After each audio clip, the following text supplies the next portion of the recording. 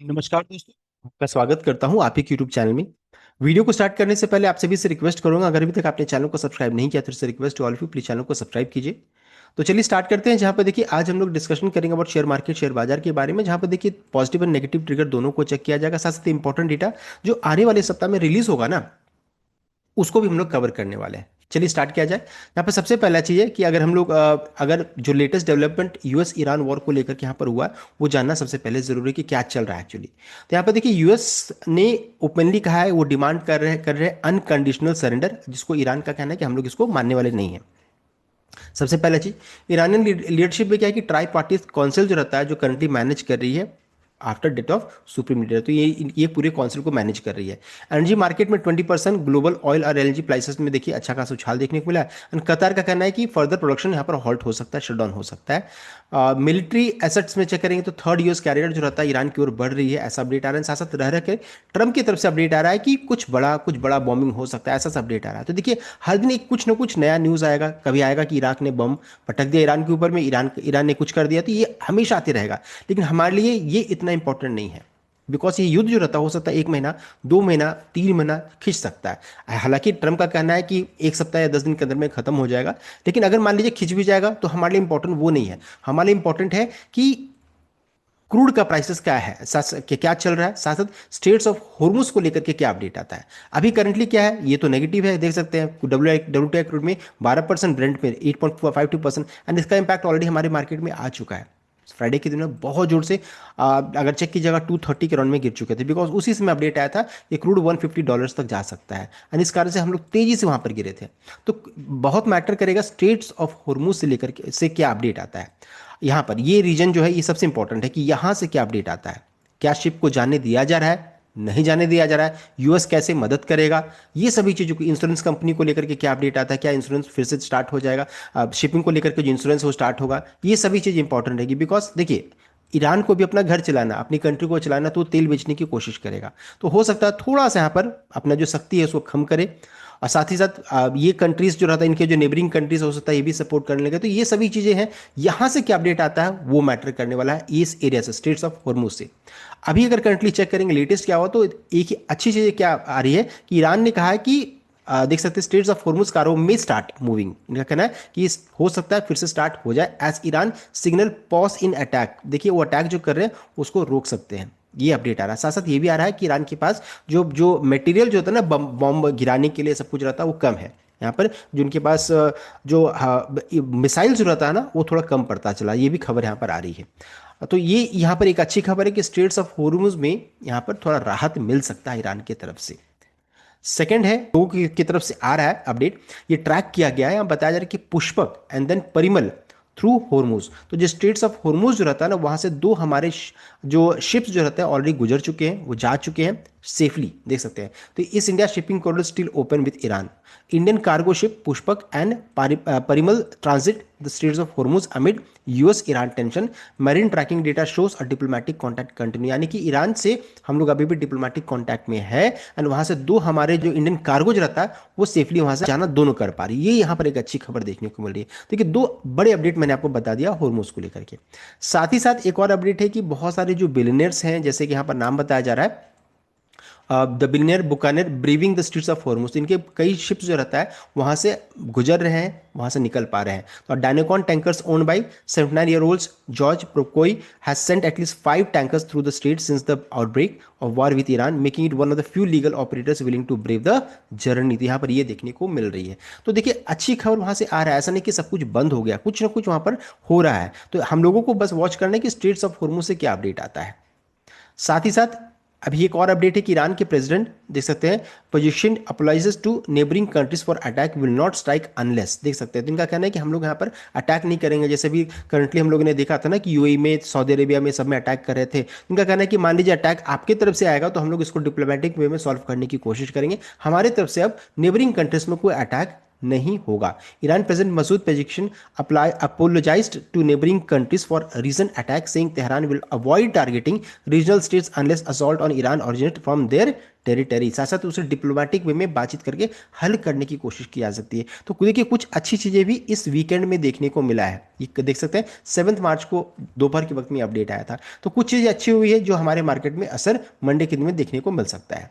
साथ ही साथ अमेरिका की तरफ से भी अपडेट आ रहा है कि भारत खरीद सकेगी रूसी कच्चा तेल, मिडिल ईस्ट संकट के बीच यूएस ने की तारीफ, कहा बहुत अच्छा एक्टर है भारत, ये यहाँ पर अपडेट आ रहा है। यानी कि जो बहुत सारे सैंक्शन जो लगा हुआ था ना यूएस रशियन ऑयल को लेकर के, वो थोड़ा हटता हुआ दिख रहा है, थोड़ा प्रतिबंध जो लगा हुआ था वो कम हो रहा है। तो ये चीज़ भी इंडिया के लिए बहुत इंपॉर्टेंट है। अब एक और चीज में हम लोग आगे बढ़ते हैं। जो सब कोई वॉर को लेकर के बहुत चिंता जता रहे हैं कि वॉर अगर ऐसा होते रहेगा तो मार्केट जीरो हो जाएगा, खत्म हो जाएगा, ऐसा नहीं होता है। देखिए इम्पैक्ट की बात होती है, आपने पढ़ा होगा एलडीएमयू, जिसे बोलते हैं law of diminishing margin utility कहते हैं। जब कोई भी चीज, जैसे मान लीजिए एग्जांपल, आपको मान लीजिए कोई भी जो भी आपको मिठाई पसंद है, जैसे रसगुल्ला बहुत लोगों को पसंद आता है। तो मान लीजिए स्टार्टिंग में अगर आपको, स्टार्टिंग आवर्स में अगर आपको रसगुल्ला खाने को दिया है कि एक प्लेट अगर दिया जाए कि रसगुल्ला भर करके, तो आप क्या करेंगे, बोलेंगे ठीक है 10 का 10 ले और ना मैं खा लूंगा। तो आप क्या कीजिएगा, आपने स्टार्टिंग में तो आपका डिमांड अच्छा खाता, आपने खा लिया, फिर आपको दोबारा फिर देने की बात होगी, मान लीजिए फिर आधा घंटा बाद, तो आप बोलेगा नहीं ऐसा मत, ऐसा करो ना 10 मत देना, मैं 8 ही खा सकता हूँ, तो देखिए आप 8 ही खाइएगा। उसी तरीके से तीन, मान लीजिए तीसरे घंटे में आपको दिया जाए तो आप बोलिएगा मुझे 6 दो, ऐसे करते करते क्या हो जाएगा, ये खत्म हो जाता है। बिकॉज वो जो इंपॉर्टेंस होता है ना रसगुल्ले का, वो जो टेस्ट जो रहता है ना, वो आपको इच्छा नहीं करे, आपको मन भर जाता है, ये हो जाता है। तो युद्ध का भी सेम सिचुएशन है, स्टार्टिंग में इसका ट्रिगर आपको बहुत ज़्यादा देखने को मिलेगा। तो ऐसा हुआ, मार्केट अच्छा खासा गिर चुका, बिकॉज इवेंट होने से पहले, इवेंट जब स्टार्ट होता है इसी समय सबसे ज़्यादा इंपैक्ट होता है, उसके बाद धीरे धीरे उसका इंपॉर्टेंस खत्म होते चला जाता है। देख सकते हैं युद्ध होते रहेगा, लेकिन उस बीच में बहुत सारे ट्रिगर्स उसको रिप्लेस करेंगे, चेंजेस आपको देखने को मिलेगा। एग्जांपल आप खुद देख लीजिए, रशिया यूक्रेन वॉर को लेकर के जब युद्ध स्टार्ट हुआ था, या फिर जब एक सप्ताह तक जब तक चला, तब तक बहुत ज़्यादा प्रॉब्लम हुआ, उसका धीरे धीरे धीरे मार्केट कब ऊपर आ गया पता भी नहीं चला। तो इस चीज़ को ध्यान दीजिएगा। सेम केस शेयर मार्केट के साथ भी होता है, न्यूज़ फिर आप भूल भी जाएगा कि यूक्रेन ईरान के साथ युद्ध भी चल रहा था, ये यहाँ पर सिचुएशन होगा, कोई बड़ा न्यूज़ आएगा उसको रिप्लेस कर देगा। तो ये इसमें चिंता का विषय नहीं है। साथ ही साथ एक और चीज़ को ध्यान दीजिएगा, एक समय में क्रूड अगर चेक कीजिएगा 2022 में, 2022 में, यहाँ पर देखिए क्रूड यहाँ पर था $150 के पास था, देख सकते हैं। मैं WTI क्रूड की बात कर रहा हूँ। अब उस समय रशिया युद्ध का चल रही थी, अब देखिए रशिया युद्ध चल रहा था, 150 का हाई बनाया। उस समय अगर चेक कीजिएगा तो निफ्टी कहाँ पर था, निफ्टी गिरा, लेकिन उसके बाद फिर तुरंत में रिकवर करके फिर लाइफ टाइम हाई बनाया। इस चीज़ को ध्यान दीजिएगा, देख सकते हैं। तो ये चलता रहेगा शेयर मार्केट में, देख सकते हैं। ये हो गया क्रूड का चार्ट, यहाँ पर देख सकते हैं। मैं इसको दोनों को एक साथ में यहाँ पर रखने की कोशिश किया हूँ। तो ये रेड जो देख रहे हैं आपका क्रूड का चार्ट है, ये निफ्टी का चार्ट है, देख सकते हैं। तो ये सिचुएशन है, ये होता रहेगा। 2022 में अगर चेक हाई बनाया था, उसमें देखिए निफ्टी एक तरफा ऊपर ही जा रहा है, तो निफ्टी एक जगह पे सपोर्ट मिलेगा उसे, फिर वहां से फिर आपको तेजी देखने को मिल सकती है। तो ये है, मैं बस बताना चाह रहा हूँ कि ये चिंता का विषय नहीं है। अवॉइड में पैनिक सेलिंग जो रहता है ना कि तुरंत में आप सब कुछ खत्म हो जाएगा, जीरो हो जाएगा, अवॉइड कीजिए। पैनिक सेलिंग को अवॉइड करना जरूरी रहेगा, अवॉइड पैनिक सेलिंग। साथ साथ विक्स को वॉच कीजिए, एक विक्स जो रहता है वो आपको संकेत देगा कि किस जगह पर मार्केट में इन्वेस्टमेंट करना जरूरी है, उस चीज को जो मैं प्रीवियस वीडियो में बता चुका हूं आपको। साथ ही साथ मैंने एक वीडियो शेयर किया था सेलेक्ट योर बेस्ट स्टॉक, इसको लेकर के, जैसे मैं कैसे सेलेक्ट करता हूं, मैं क्या करता हूं, मैंने यहाँ पर पूरा डिटेल में बताया। साथ साथ पीपीएफ एंड एसएसए अकाउंट का मैं कैसे बेनिफिट उठाता हूं, उसको मैंने आपको बताया था। अब देखिए long term point of view से हम लोगों ने इसको डिस्कस किया था। मैं आपको कोई बाय सेल रिकमेंडेशन नहीं दे रहा हूँ, जो मैंने किया मैंने आपको बता दिया यहाँ पर, जो मुझे अच्छा लगता है। तो आप इसको वॉच कर सकते हैं। इस वीडियो का लिंक आज की वीडियो के डिस्क्रिप्शन में अवेलेबल रहेगा। साथ ही साथ अब बढ़ते हैं अमेरिकी बाजार की ओर। तो देखिए अमेरिकी बाजार तो गिरावट के साथ ही क्लोजिंग देखने को मिला, कई बार हम लोगों ने इसको डिस्कस कर लिया। अच्छा खासा ब्लड बात देखने को मिला था लास्ट ट्रेडिंग सेशन में। साथ ही साथ अगर चेक करेंगे कमोडिटी प्राइसेस में तो बहुत जबरदस्त उछाल था, देख सकते हैं। खासकर क्रूड में जबरदस्त तेजी थी, मेटल्स में तो तेजी देखने को मिला ही था। लेकिन हाँ, अब स्ट्रेट्स ऑफ हॉर्मुज से कुछ अगर मान लीजिए फिर से अगर अच्छी खबर आती है मंडे मॉर्निंग में, तो यहाँ पर हो सकता है गिरावट भी आपको देखने को मिल जाए। तो ये हो गया, हम लोगों ने डिस्कस कर लिया कमोडिटी मार्केट।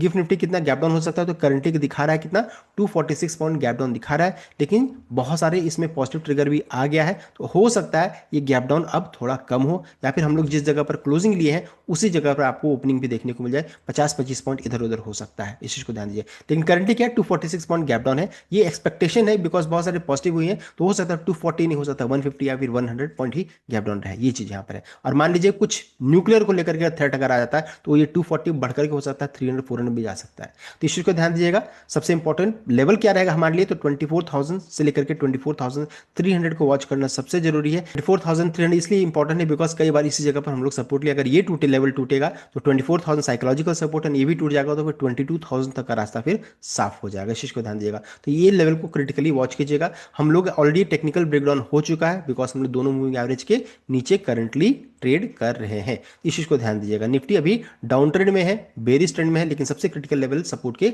करीब पहुंच चुके हैं, इसको भी ध्यान दीजिएगा।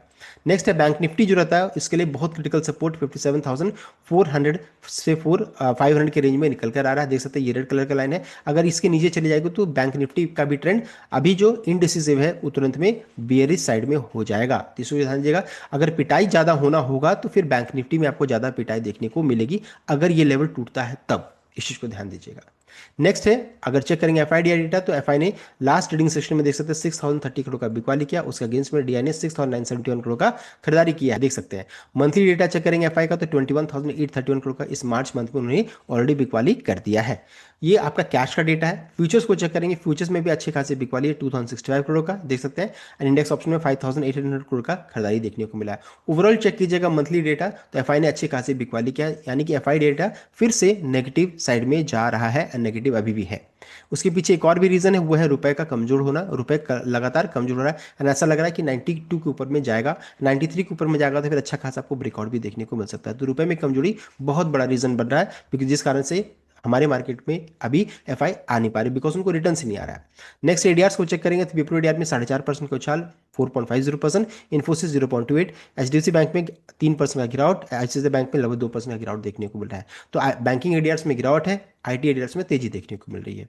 नेक्स्ट है, अगर मान लीजिए इसी बीच में ट्रेड डील को लेकर के कोई अच्छी खबर आ जाती है तो मार्केट में फिर अच्छा खासा आपको रिवर्सल भी देखने को मिलेगा, और नेगेटिव रहा तो फिर हमारा जो क्रिटिकल सपोर्ट है वो भी टूटने का डर रहेगा। तो ट्रेड डील को लेकर के भी इसी मंथ में इसी समय में कभी भी अपडेट आ सकता है, इस चीज को ध्यान दीजिएगा। नेक्स्ट डेटा की ओर बढ़ेंगे तो डेटा में देखिए इंपॉर्टेंट डेटा जो 10 मार्च को आएगा वो आपका जीडीपी का आंकड़ा आने वाला है, किसकी तरफ से, जापान की तरफ से। उसके अलावा यूएस की तरफ से existing home sales data release होगा। नेक्स्ट है 11 मार्च को देख सकते हैं सीपीआई डेटा यानी इन्फ्लेशन डेटा यूएस मार्केट की तरफ से देख सकते हैं आने वाला है। Core CPI and crude inventory data ये सभी रिलीज होंगे कब, 11 मार्च को यानी वेंसडे के दिन में रिलीज होगा। तो नेक्स्ट चेक करेंगे 12 मार्च को, देखिए यहाँ पर सीपीआई डेटा भारत की तरफ से यानी इन्फ्लेशन डेटा रिलीज होगा, साथ साथ यूएस मार्केट की तरफ से इनिशियल जॉबलेस क्लेम डेटा आएगा। 13 को एफएक्स रिजर्व डेटा आएगा एंड यूएस मार्केट की तरफ से जीडीपी का आंकड़ा यहाँ पर रिलीज होने वाला। उसके अलावा बहुत सारे और इंपॉर्टेंट डेटा उसको चेक कर सकते हैं। तो 13 मार्च बहुत इंपॉर्टेंट दिन है फॉर यूएस मार्केट एंड हमारे लिए 12 मार्च बिकॉज यहाँ पर इन्फ्लेशन डेटा रिलीज होगा, कितना महंगाई बढ़ा है, क्या हुआ है। साथ ही साथ ये तो हम लोगों ने डेटा को चेक कर लिया। इसके बाद देखिए बहुत सारे इंपॉर्टेंट आईपीओस भी जो रहता है यहाँ पर स्टार्ट होने वाला है, ओपन होने वाला है। 9th को जो रहता है राजपुताना स्टेनलेस का जो रहता है आईपीओ ओपन होगा, 11th को बंद हो जाएगा। और इनोवेशन का चेक करेंगे तो 10th को स्टार्ट होगा, 12th को बंद हो जाएगा। राजमार्ग 11th को स्टार्ट होगा, 13th को बंद होगा। स्काईवेज 18 को ओपन होगा, 28 को बंद हो जाएगा। तो ये अभी ये आईपीओ है जो अभी स्टार्ट होने वाला है। सेडमेट मैकेट्रॉनिक्स का आईपीओ ऑलरेडी क्लोज हो चुका है। नेक्स्ट जीएमपी को चेक करेंगे तो जीएमपी देखिए अभी स्काईवेज और राजमार्ग का तो अभी तक आईपीओ का प्राइस ही नहीं आया। इनोवेशन का आईपीओ का प्राइस 548 का 0 जीएमपी है। राजपुताना स्टेनलेस का 122 का आईपीओ का प्राइस, 2 रुपये का जीएमपी यहाँ पर देखने को मिल रहा है। एंड सेडमेक का देखिए आईपीओ का प्राइस 1352 का, अभी इसके जीएमपी में -20 यानी कि गिरावट के साथ लिस्टिंग होने का चांसेस यहाँ पर बन रहा है। तो देखिए हम लोगों ने डिटेल वे में पूरा चेक कर लिया अबाउट इंपॉर्टेंट ट्रिगर्स जो भी शेयर मार्केट से रिलेटेड है, पॉजिटिव नेगेटिव सब कुछ हम लोगों ने डिस्कस कर लिया। ये था कंप्लीट अपडेट। आई होप आपको लाइक शेयर किया, चैनल को सब्सक्राइब कीजिएगा। Thank you.